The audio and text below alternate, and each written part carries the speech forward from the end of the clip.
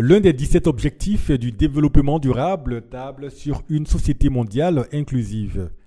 Désormais, le monde se construit avec tous les hommes et femmes sans exclusion aucune. La Côte d'Ivoire, bon élève et pays qui se veut compter parmi le concert des nations, a décidé de s'inscrire dans cette logique et faire du bien-être de tous ses habitants sa principale préoccupation.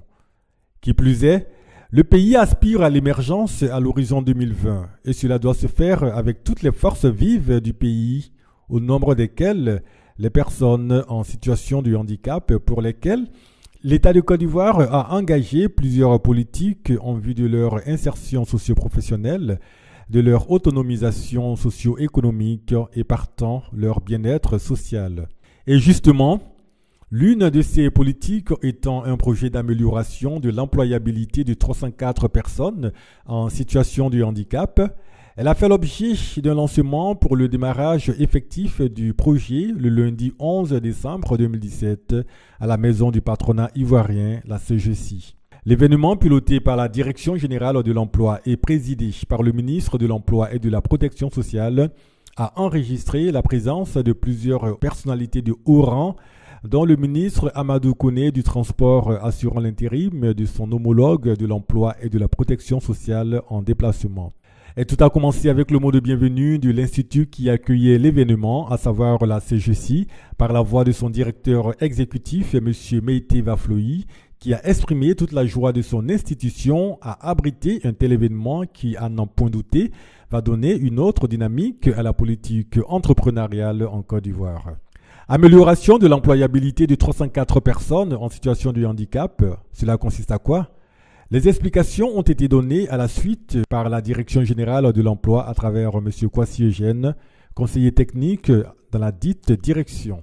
Améliorer l'employabilité de 304 personnes en situation de handicap ayant une qualification professionnelle ou diplômée à l'enseignement supérieur ou de la formation professionnelle par la formation et la mise en stage professionnel.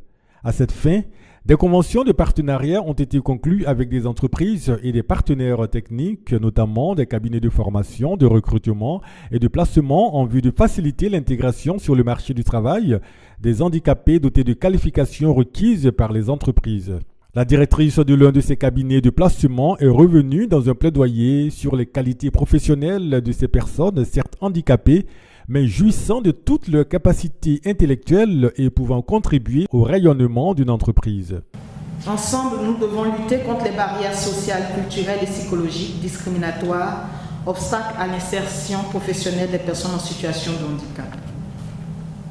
Nous souhaitons porter une attention particulière aux chefs d'entreprise ce jour. Les missions de la libellule consistent, entre autres, à rapprocher la personnalité, la formation, la compétence, le projet de l'individu à un emploi. Choisir une orientation professionnelle et renforcer la motivation d'un diplômé face à un poste professionnel. Ce programme est un dispositif qui est destiné à réduire les situations de discrimination liées à l'embauche. Albinos, bègues, handicapés moteurs, les non et malvoyants, les petites tailles, les sourds, les malentendants, sont les handicapés concernés par ce projet financé à hauteur de 140 250 000 francs CFA par le Fonds de développement et de la formation professionnelle, le FDFP, qui a justifié son geste par la voix de Mme Koulibaly, représentant le secrétaire général de l'institution, M. Kassoum Konaté, qui n'a pu se libérer pour l'occasion. Le 3 décembre dernier, le monde célébrait la Journée nationale des personnes en situation de handicap. C'est l'occasion de rappeler que le président de la République, son Excellence, M. Alassane Ouattara, dans sa déclaration de politique d'emploi 2016-2020, affirmait qu'il était nécessaire de lever les obstacles pour répondre aux besoins d'emploi des groupes discriminés ou marginalisés, dont fait partie les personnes en situation de handicap. Pour cela, il préconisait de mettre en place des programmes novateurs d'orientation et de formation professionnelle qualifiante pour aider ces personnes, notamment l'élaboration des systèmes de stage de qualification et d'aide à l'embauche en lien avec les entreprises. Selon son Excellence, cette mise en stage devrait s'appuyer sur des services de conseil, d'information, d'orientation et d'emploi en vue de faciliter l'intégration au marché du travail. Pour leur part, les heureux bénéficiaires du projet, à savoir les personnes en situation de handicap, à travers leur président du conseil d'administration de la Confédération des organisations des personnes handicapées du Côte d'Ivoire, la COFSI, n'ont pas manqué d'exprimer leur satisfaction et toute leur gratitude à l'endroit du gouvernement, mais aussi de toutes les parties prenantes du projet. L'insertion professionnelle et économique des personnes handicapées du Côte d'Ivoire reste l'une des priorités de notre confédération, comme l'indique bien l'article 5 de notre statut. Ainsi, la COFSI ne ménage aucun effort pour contribuer à l'insertion socio-professionnelle des personnes handicapées. En témoignent nos plaidoyers ayant conduit au recrutement de 300 personnes handicapées à la fonction publique en 2015.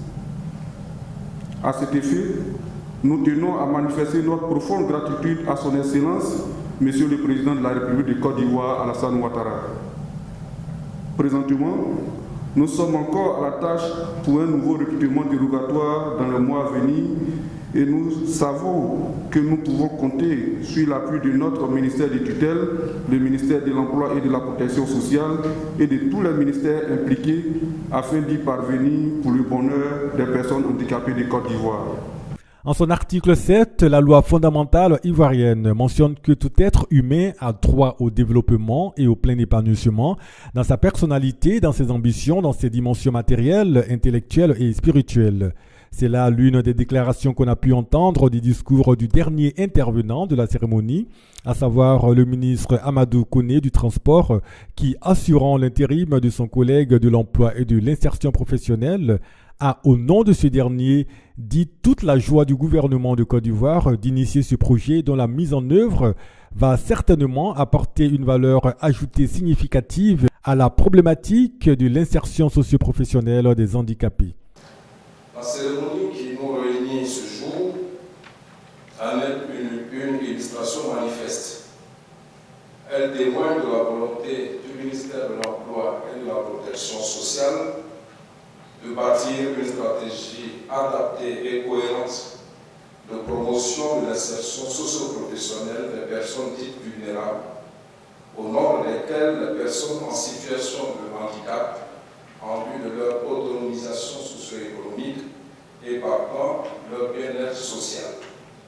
À cette fin, des conventions de partenariat ont été conclues avec des entreprises et des partenaires techniques, notamment le cabinet de formation, le cabinet de recrutement et de placement, en vue de faciliter l'intégration sur le marché du travail des personnes en situation de handicap, dotées de qualifications requises par les entreprises. Promouvoir l'accès à l'emploi productif, décent et durable à toutes les Ivoiriennes et à tous les Ivoiriens en âge de travailler, parmi lesquels les handicapés. C'est là une politique chère au gouvernement de Côte d'Ivoire qui appelle à la mobilisation et à l'engagement de tous pour la promotion de l'emploi des handicapés, car le handicap, dira le ministre, concerne chacun de nous et fait partie de la vie. C'est après quoi il lança officiellement le projet. Lancer le projet d'amélioration et d'employabilité de 304 personnes en situation de handicap. Je vous remercie de votre aimable attention. La cérémonie s'est achevée avec des poses photos dans une allégresse générale et une note de gaieté dans laquelle était perceptible la satisfaction de tous les participants.